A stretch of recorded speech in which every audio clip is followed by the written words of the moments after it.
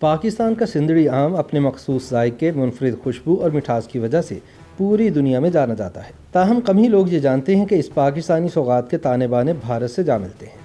سن 1940 میں چنائی شہر میں سندری نام آم کی 4 کلمیں سندھ ہارٹیکلچر کو تحفے میں بھیجی گئی تاکہ اسے مقامی آموں کے ساتھ ملا کر آم کی نئی قسم پیدا کی جائے۔ اس طرح پاکستان کی پہچان سندری آموں کی ابتدا سن 1940 میں چنائی کے 4 آموں کے تحفے سے ہوئی۔ سندری آم کے بارے میں سندھ کے ضلع میرپور خاص کی مقامی ہندو میگواڑ برادری میں مشہور ہے کہ کسی عورت سے پوچھا گیا کہ سندری آم کیسا ہوتا ہے تو اس کا کہنا تھا کہ بھگوان میٹھا ہوتا ہے لیکن سندری آم اس سے بھی زیادہ میٹھا ہے۔ مقامی روایت کے مطابق آم کے باغوں میں بور لگنے کے بعد کسی عورت کو باغ میں داخل ہونے کی اجازت نہیں۔ روایت کے مطابق آم کے باغ میں عورت آ گئی تو بور جھڑ جاتا ہے، اس لیے آم کے پیڑ پر بور لگنے سے پھل اترنے تک باغوں میں عورتوں کے آنے جانے پر پابندی ہوتی ہے اور آم کو درختوں سے اتارنے سے لے کر ڈبوں میں بند کرنے تک کسی بھی مرحلے میں خواتین کو شامل نہیں کیا جاتا۔ سندری آموں کی گرافٹنگ یا پیوندکاری کی کہانی بڑی دلچسپ ہے۔ ایگریکلچر یونیورسٹی ٹنڈو محمد خان کے پروفیسر اسماعیل کمبھر بتاتے ہیں کہ سندھ میں فصلوں پر تحقیق کا آغاز سندھ فارم کے تحت 1904 میں ہو چکا تھا،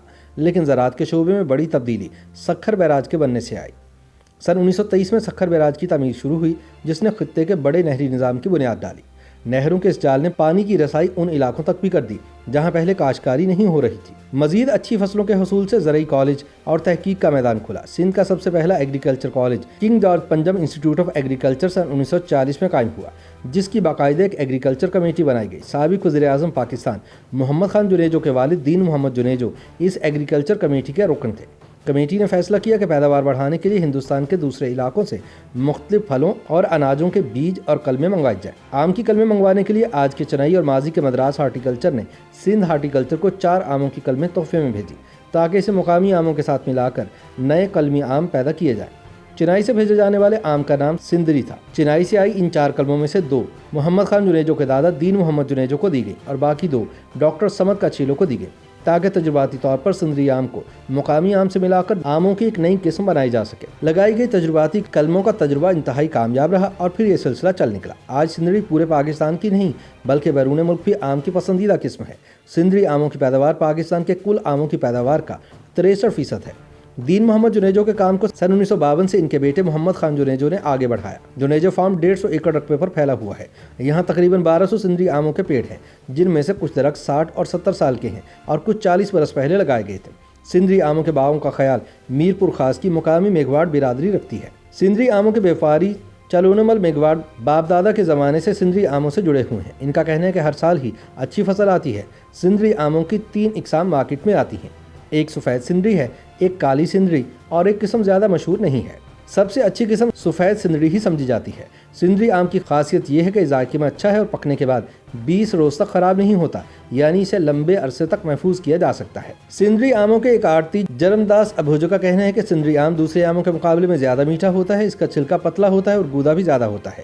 دوسرے آم جلدی گل جاتے ہیں لیکن یہ نہیں گلتا۔ ماہرین کے مطابق جنوری میں سندری آم کے درخت پر بور آ جاتا ہے اور مئی تک اس پر ماوا یعنی کچی کیری آ جاتی ہے اور جون کے پہلے ہفتے تک پہلی فصل تیار ہو جاتی ہے۔ زراعت کے شعبے میں خواتین کسی نہ کسی مرحلے میں ضرور نظر آتی ہیں لیکن آموں کے شعبے میں خواتین کو شامل نہیں کیا جاتا۔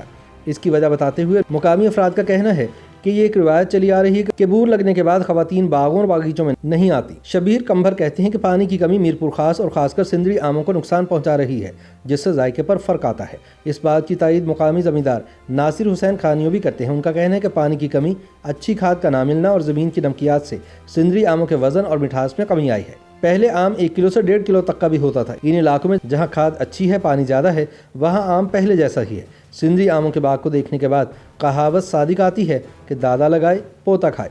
دین محمد جنیجو نے سندری آم کی کاشت کی اور اب ان کی تیسری نسل اس سے فیض پا رہی ہے۔